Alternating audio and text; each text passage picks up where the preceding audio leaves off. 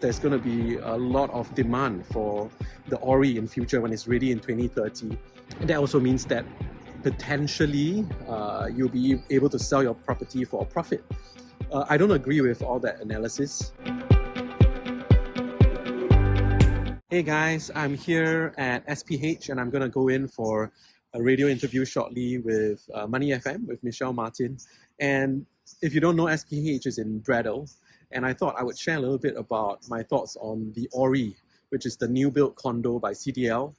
And it's just around the corner over here.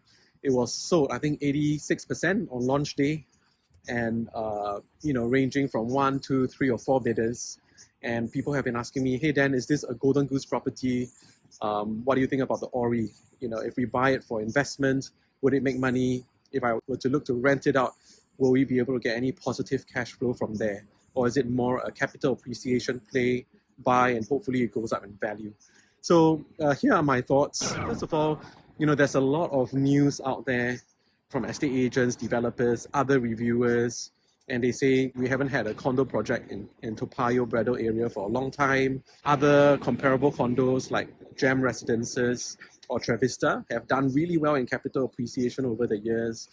Hopefully, this project is going to be similar, all right? And maybe there are lots of HDB, $1 million HDB owners in Toa Payoh, and if they're looking to upgrade, then perhaps there's going to be a lot of demand for the Orie in future when it's ready in 2030.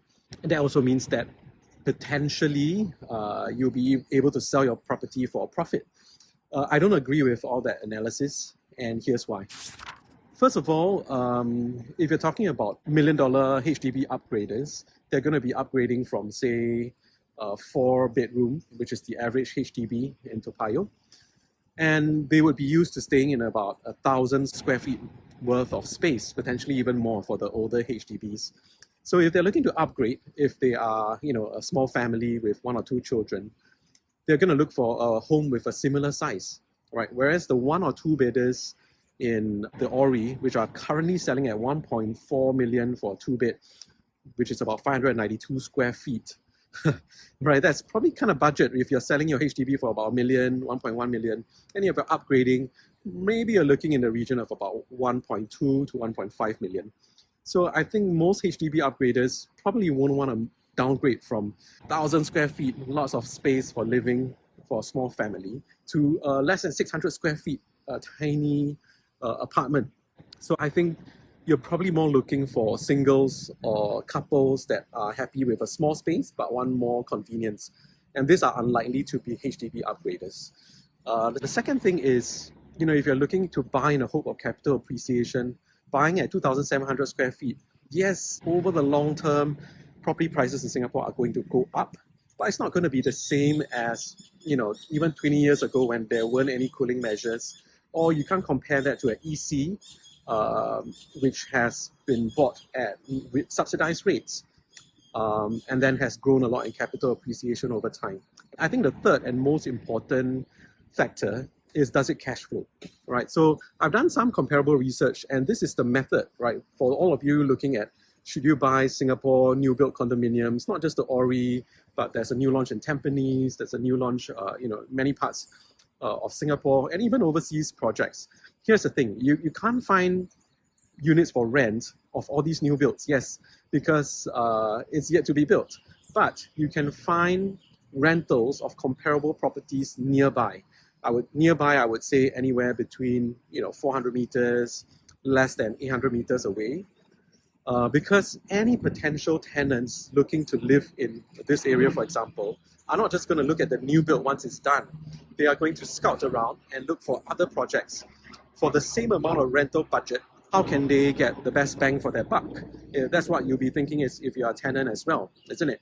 So looking at units like at Trevista or the Gem Residences, units that are about 600 square feet or even up to 900 square feet are going for 4,500 a month, right? So that gives you an idea that when the Orie is finally built, the property that is, say, a 2-bedder that is 592 square feet is probably going to fetch somewhere in that region, maybe a little bit more because it's new, but a tenant is not going to be paying a huge premium over that if they're going to get half of the space. Does that make sense? So then coming back to the mortgage calculations, if you take like a 70% loan over 20 years for the Orie at 1.48 million, the monthly repayment is going to be close to 6,500 every single month. So simple math tells you that you're going to be making a loss of $2,000 every single month. And that's where when people talk about, oh, is it safe to invest? Is it safe to, are we over leveraging when you're investing? Well, if you're buying alligator properties which don't cash flow, then it's certainly very dangerous because that $2,000 is going to come out of your savings, it's going to come out of your salary, and now unemployment is on the rise, isn't it? So that's where if somebody is made redundant or they lose their job, then that $2,000 every month is going to be really painful to pay. And some people think, but it's not too bad, right? If we can say, if capital appreciation in the best case scenario, maybe 100 grand a year, people think, hey, why not? I can make 100 grand a year.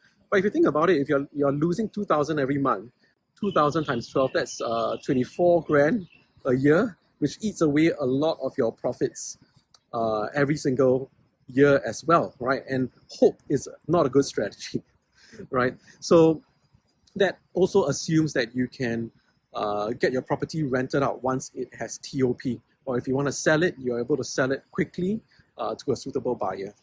Even though there might be good rental demand in such locations, they're not going to pay you 6,000, 7,000 for a 592 square feet.